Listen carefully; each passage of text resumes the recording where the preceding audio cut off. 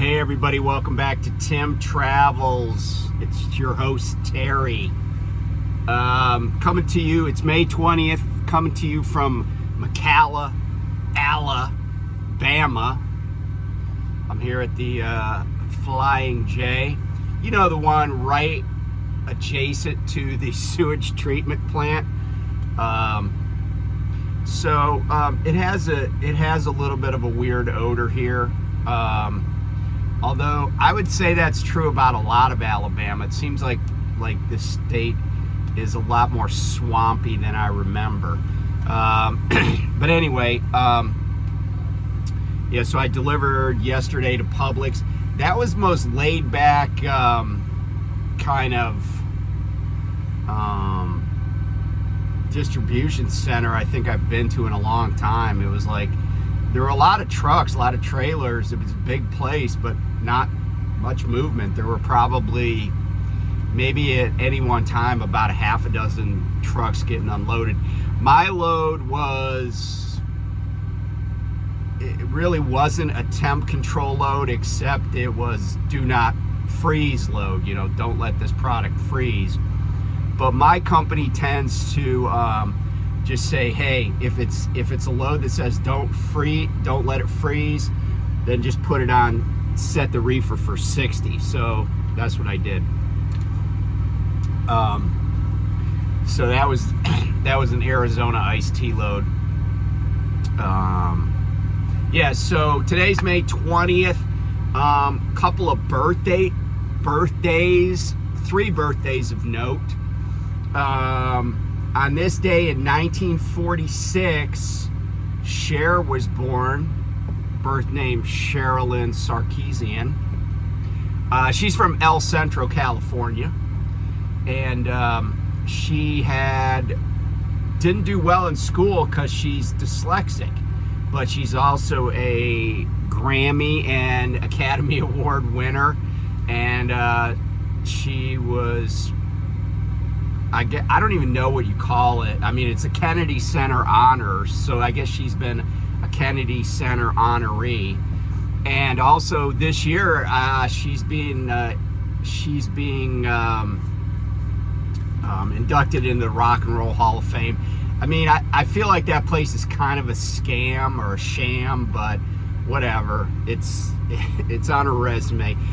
The other thing I heard the other day, and I'd have to verify this, but she has had, I think, a top 10 hit in 4 or 5 different decades, something like that. So she has this enduring popularity, and her career has been up and it's been down, but she just, she was Madonna before Madonna was Madonna. She's just one of those people that's never completely out of the picture, She always has something up her sleeve. She was born on this day in 1946. A great actor born on this day in 1908 in Indiana, Pennsylvania. I guess he couldn't figure out which state to be born in now. He was born in Indiana, Pennsylvania. Jimmy Stewart. I gotta say this. I saw a picture of Jimmy Stewart the other day. And this was in the late 40s. So he was already an established actor. But like a lot of Hollywood celebrities were in the military during World War II. And some of them who were already famous really did put themselves in harm's way. Others would become famous after the war, but had definitely put themselves in harm's way. A couple of people that come to mind are like Charles Durning and Ernest Borgnine.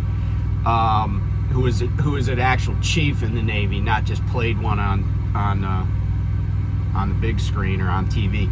But Jimmy Stewart was in the Army Air Corps, and I thought all of this, and I saw a picture of him after the Strategic Air Command after the Air Force was broken off from the Army.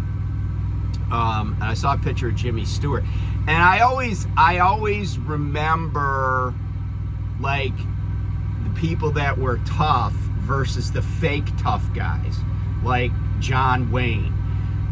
You know, John Wayne wasn't in the military, but yet he played this, you know, rough and tumble, you know, he played a Green Beret. He played in all these macho roles and stuff, but the dude didn't do any service in the military. I don't know why that was, but no, you know, there was a war. So anyway, the other person born on this day that I was going to mention in 1806, John Stuart Mill. He was an economist and philosopher, British guy.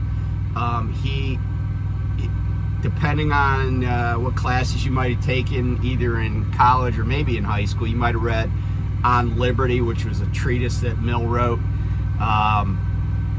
And then on this day in 2015, like a cultural touchstone, was the last episode of David Letterman's show.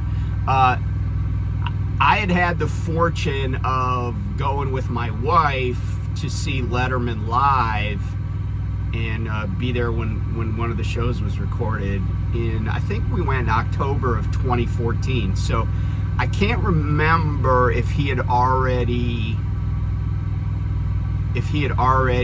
announced that he was retiring from the show, but it was fun. It was a good experience.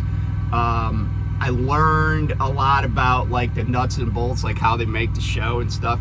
And I got to say this: there are two takeaways. First of all, Alan Coulter, if you remember him at all, that dude was, first of all, very funny, but second of all, he did a lot. He ran a lot of the show, if you will. And the other thing, which I think I kind of knew but didn't realize how much, was how good the band, the Tonight Show band was. Paul Schaefer and the band. And by the way, that night, as he did many times, David Sanborn, who is a University of Iowa alum, he was a very famous saxophonist. He passed away recently. So anyway, little catching up on current events and a little history. Yeah, that's it for May 20th. So I wanted to talk about. This is the point where people put a comment. 7:59, he starts talking about trucking.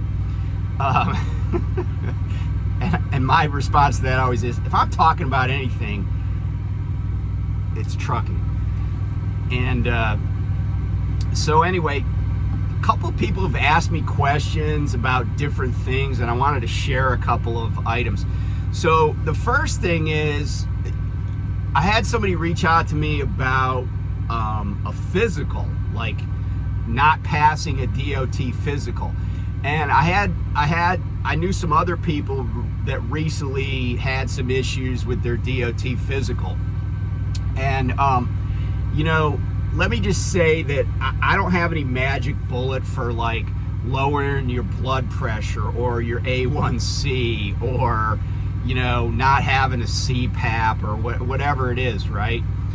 But what I will tell you is, from being, 61 years old, and, the best medicine is just exercise and activity.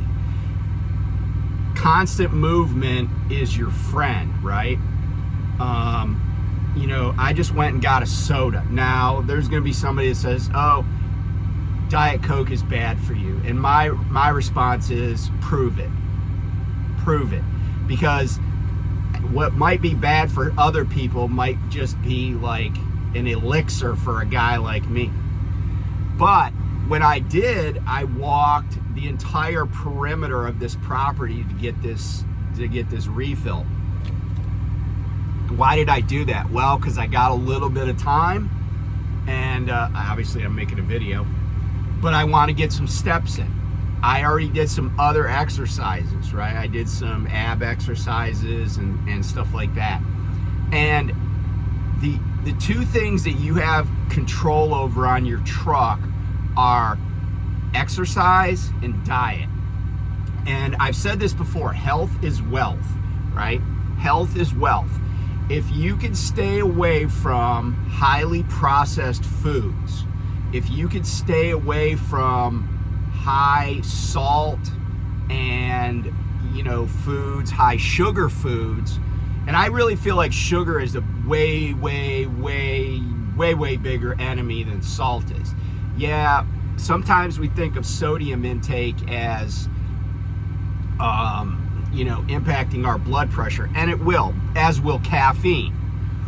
But, I really think if you went on a low or no sugar diet, if anybody does, I think that will have more benefit than just simply cutting salt out. The other thing about salt is it's insidious, and what I mean by that is that it is in so many products, it's really hard to avoid, and even products that are good for you.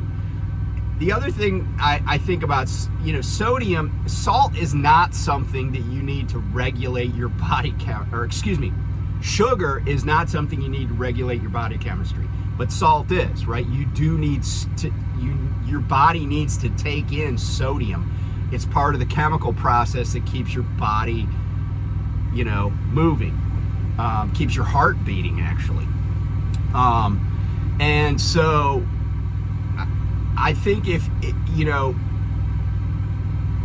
people just change things, not drastically, but make changes. Like this year, I made a New Year's resolution, if you will, and I said that I wanted to average 4,000 steps per day for the whole year, and I'm pretty much keeping on track.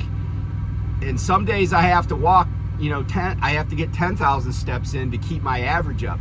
But and by the way, 4,000 steps is not a lot. It's not a lot, but it's significantly more. It would be like an average of 700 steps a day more than I took last year.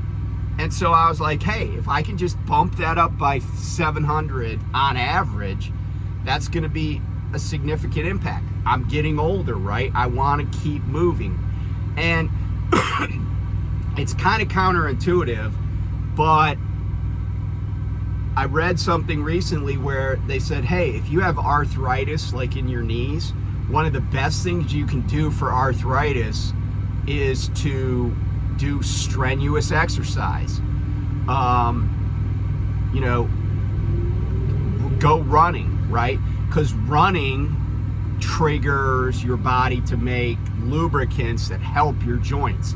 Sitting around makes your arthritis worse. And people say, oh, well, it hurts when I do that. Yeah, no shit. It hurts when I do push-ups, right? My shoulder clicks, my elbow clicks. Why? Because I don't know if I'm exaggerating here, because it might not be an exaggeration, but I've probably done 1 million push-ups in my life. I mean, like when I was 18, I went in the military. I've been doing push-ups ever since. And I used to do shit tons of push-ups. And, like hundreds a day. And even after I was retired, I remember one week doing I was like, all right, I want to do 1,000 push-ups this week in a 7-day period. And I'm not telling you this to brag. I'm telling you this because you could do it too. And I had a woman that was a friend in a networking group, and she says I can't do push-ups, and I said you can. You just got to work up to doing, because she was like, I don't want to do the girl push-ups. I want to do them the right way. And I told her how to do it. And then because we would see each other weekly, she's like, I'm working on it. And then one day she comes in, she's like, I did 3 good push-ups. I'm so proud of myself. Which for a woman, to do 3 good push-ups, and she was already in her 50s and really never, I mean, she was not like grossly out of shape. She just had never done a lot of physical exercise. And here's the other thing. It's better for you to be physically active and carry extra weight than it is to be skinny and do nothing. So, get out, do something. Anything is better than nothing. And I don't care what it is. I have 2 sets of weights, 2 sets of dumbbells. Sorry, my ear is itching. I have 2 sets of dumbbells here on the truck. When you go, like, I took a shower last night here at this Flying J. The bathrooms are tiny. They're little tiny ones. Really, they are. So it wasn't a great area to work out in, but like at Love's, the bathrooms seem to be bigger.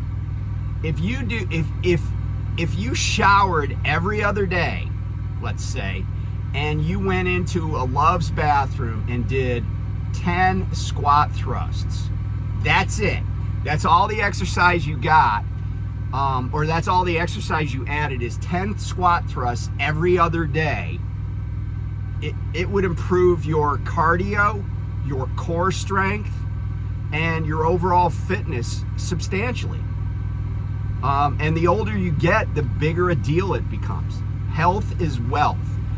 And I was talking to my wife the other day. I have this bizarre, maybe it's not bizarre, but I have this habit of periodically going to the website of the funeral home in my hometown. And this funeral home's been there since before I was born. And it's a good place, and they post obituaries. And it's a good place to like find out what's going on with people. And I can't tell you how many times over the years, and I don't go there frequently. I probably go there once a year and just read through stuff.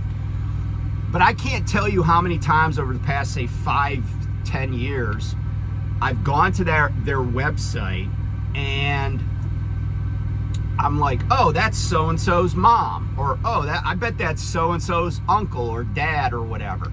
Like a kid I knew in high school. And, and I graduated from high school in 1980.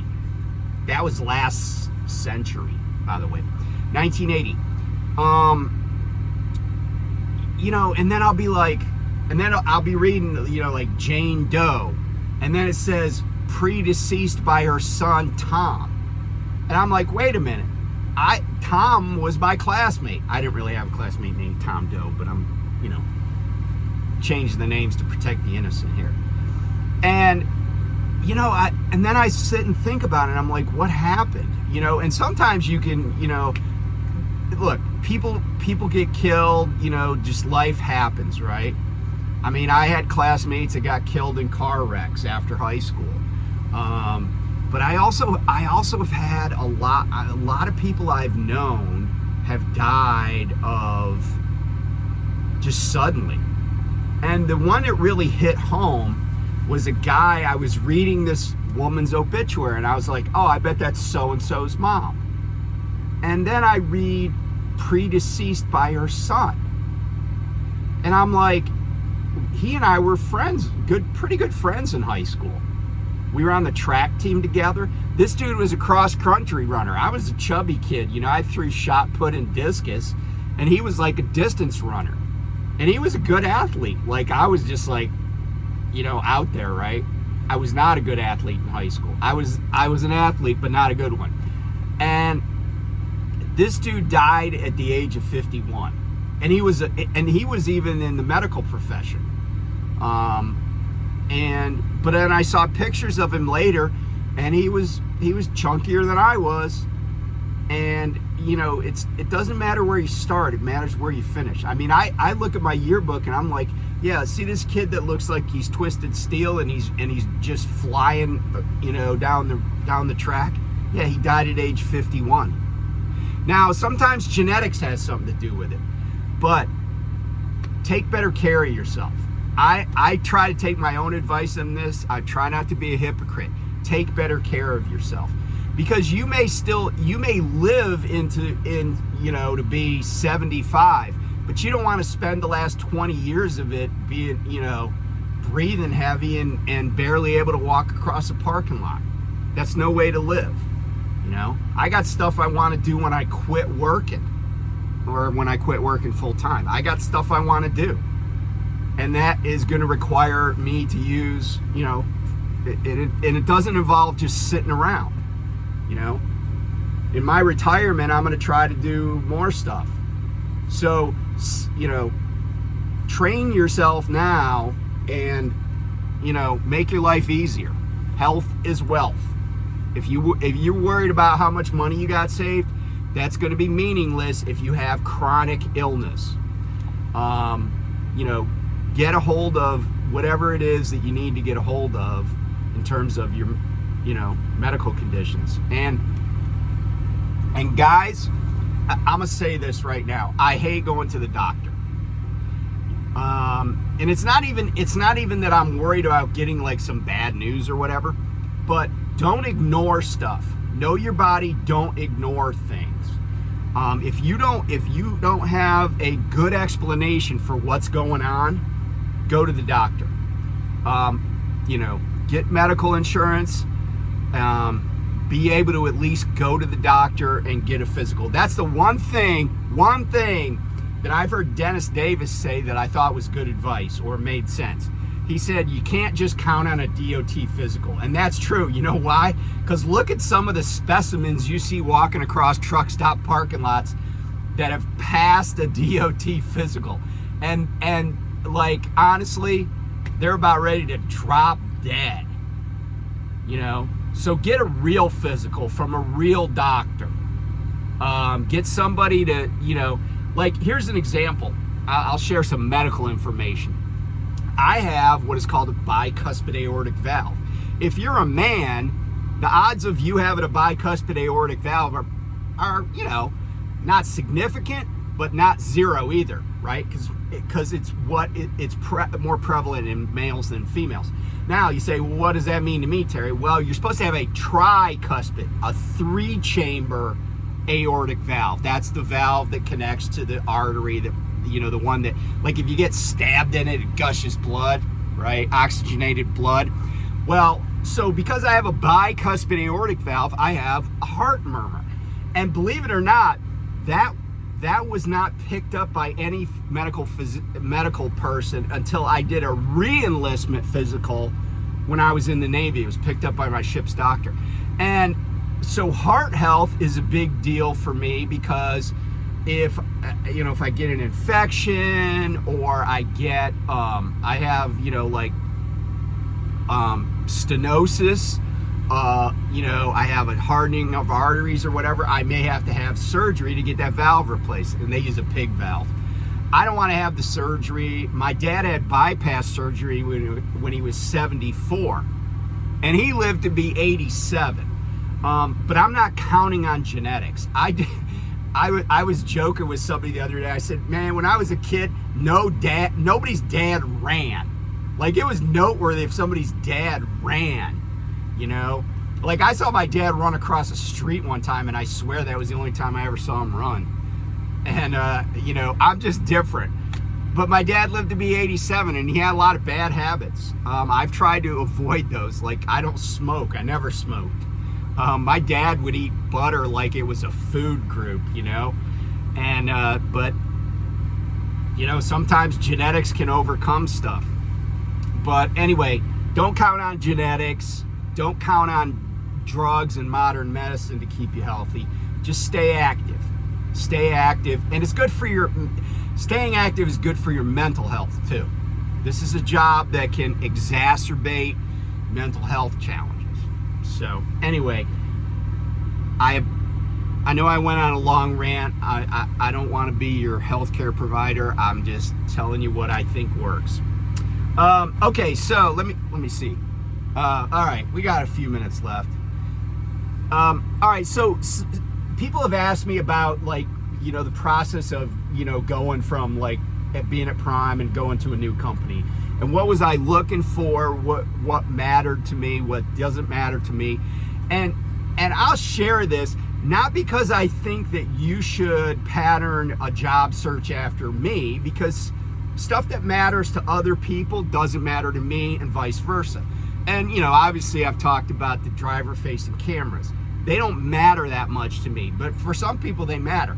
Now, I talked to one company that was getting driver-facing, or had driver-facing cameras, but then they said they were doing away with PC. And by the way, that was Grand Island Express. They're out of Grand Island, Nebraska. And the reason I looked at them is because I talked to their drivers, and their drivers seem to like it. I like the lanes they run, so maybe that's one consideration. What lanes do you run? I prefer to go east and west to going north and south. I would prefer to run coast to coast along, like California to New England. I would love that route constantly. But so I looked at like Grand Island Express. They run from Nebraska to the East Coast. So I was like, well, they seem to have the lanes that I want, but the thing that and credit to their recruiter that I talked to, and she was like, hey, we're going to be doing away with personal conveyance. And she just volunteered that. I didn't even ask about it. For me, that was a showstopper, because personal conveyance, like restrictions on personal conveyance that are outside of the norm, like my company says you can use personal conveyance anytime for any amount of time. You just can't go farther than 50 miles in a day. I think that's reasonable for company drivers, only because you don't want people PCing 200 miles a day. That's a lot of fuel. And because you only restrict it to the mileage, you got hundreds of drivers that could potentially use it in any one day.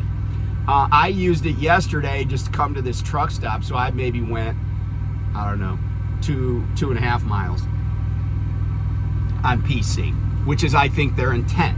They figure that within 50 miles you can get to someplace.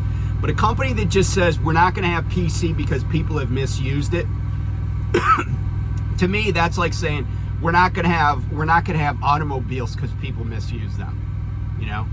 We're not going to have opioids for pain medication because people misuse them. Training, and to me, a safety director who doesn't want to train people constantly is not really, they're not worth anything to me.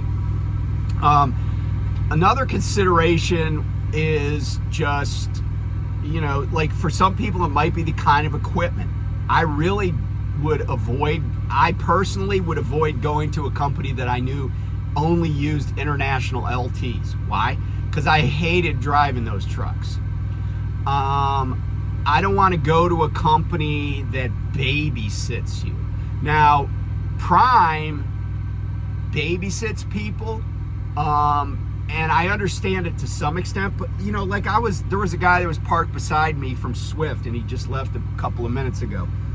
And I look at Swift trucks, and it's like there are stickers all over them that say, "We babysit our drivers." Like there was even a little thing that said, "Place IFTA stickers here." It was like a white thing, a white sticker, white, not wide, that they'd put on the side of the truck with like some little slots in it, like you do for like a fourth grader. And they, even on the passenger side, don't put deaf in this tank, like all sorts of stuff. And I just really don't like that. I just feel like it makes you look like an idiot. Like, it would be like labeling a car, like, oh, this is where you put the key in. This is the door, Don't put kerosene in this tank, You wouldn't, and I realize that sometimes you have to have signs to remind people, but if you got to remind people constantly what, not to put DEF into a fuel tank, do you really want them driving for you? Another thing that's a big deal for me, and again, I know it's not a big deal for lots of people, is I don't like trucking companies that like to pimp God and veterans and America. I don't care about your religious beliefs or let me be candid. The religious beliefs of the company owners. I don't care about those, and I don't want to drive a freaking Christian Revival truck down the road. I don't want crosses all over the truck, you know. And if people say, well, why does it matter to you? Then hey, put stars of David and crescent moons on the truck, and put Buddhas on the side of the truck. I think that mixing religion and business is bad business, and I'll tell you right now that in my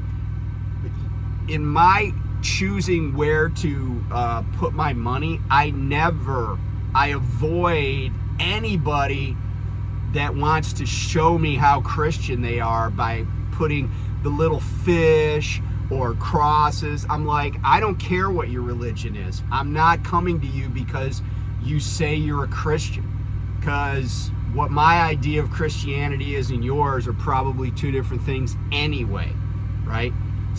You know, stop pimping God, stop pimping Jesus, and stop pimping veterans. All these companies that say, oh, we support veterans. Really? How do you support them? Like, you hired a veteran and because you pay him for the work he does, you're supporting him? No, right? I grew up in a time when almost every adult man was a veteran, and companies didn't do that. Guys didn't go, oh, I want to work for somebody that's this or that.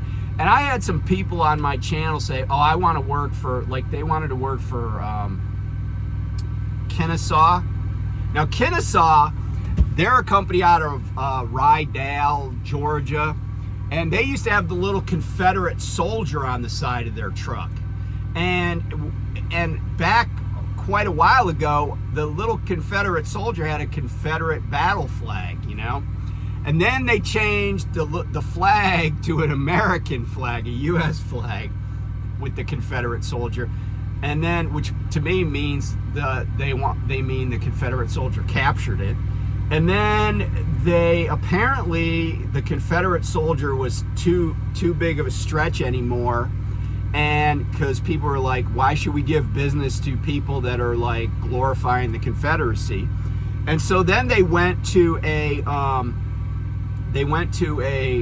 cross with a backwards K. But you know, take a look at their. Anyway, I won't go on any further, but I don't want to be associated with that. And, you know, the people that say they do stuff for veterans. By the way, Swift one time told me that they actually pay veterans more per mile. So, and they, you know, they don't have that on the side of their trucks. They just quietly pay veterans more. But yeah, I don't want to be involved in anything like that. You know, I didn't really, and the subject didn't come up in my orientation, but I don't really care how fast people's trucks go. I'm so used to driving, you know, around 60 miles an hour. I don't even care. Now, I will tell you that this truck I'm in, when it feels like it, and I really mean that, when this truck kind of feels like it, it'll go 74.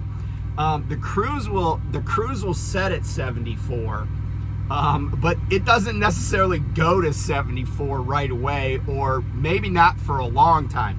And then I'll roll down a slight downgrade and it'll be like, oh, wait a minute, we're going well, what the hell, let's just go faster then. And then it'll just kind of like fluctuate between 73 and 74. I mean, and I got to admit, I feel like I'm the dude. Remember the I can't remember, it was like Jack Armstrong, like strength training. It used to be in the back of comic books. And it was the dude that got sand kicked in his face in the beach. And I've been getting sand kicked in my face for the previous 5 years of my trucking career by all these companies that went fast. You know, all these Landstar guys and just all these companies that went faster than me. And when you're a prime, everybody's going faster than you pretty much. And now I'm the captain, right? Now I'm kicking sand in people's faces. I'm going by people. Man, I went by a prime truck the other day so fast I thought I accidentally drove into a prime drop yard. But yeah, man, I'm just blowing everybody's doors off, and I'm enjoying it because now, I did the workout course, and now I got big biceps, and yeah, I'm kicking the sand. I really, and one other thing that I'll mention, and again, this is really kind of esoteric, but it's something that I think about. I don't like companies that say they are owned by drivers, because that's code for we have an ESOP. And I don't really care for companies with ESOPs, because I think ESOPs are,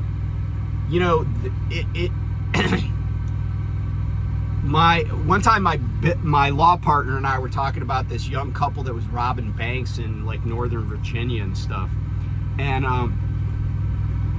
we both agreed that if you really want to make money in crime, the best way to do it is securities fraud. Nobody gets killed, and if you don't get caught, you can make millions and millions of dollars. And if you do it right, you can make millions and millions of dollars legally, because people are willing to give up their money for weird reasons. But the ESOP is a way for companies to cover up high salaries and business expenses, and they do it at the expense of truck drivers. Because if you look at any trucking company, the vast majority of trucking companies, all their revenue, or the 90% of their revenue, comes from the efforts of drivers. Yet ESOPs for these employee-owned companies routinely enrich the people that don't drive the trucks. The people that are getting most enriched by ESOPs are the people that you see their picture on the website. They're the people that talk to you in orientation. They're not the drivers, right? And so that's another thing that I shy away from. And I guess one final thing is, I kind of mentioned lanes. I also didn't want to drive for somebody that's they're based way far away from me, or they don't have any terminals or any place near me. Now, and when I say way far away, Illinois is not that far away, right? But the company I'm with right now has a terminal in Pennsylvania where I actually picked up my truck. So if decide to go somewhere else and turn my truck in, I would just return it in Pennsylvania. It's it's a 2-hour trip for my wife to come get me and all my stuff out of the truck. So, that's part of it too.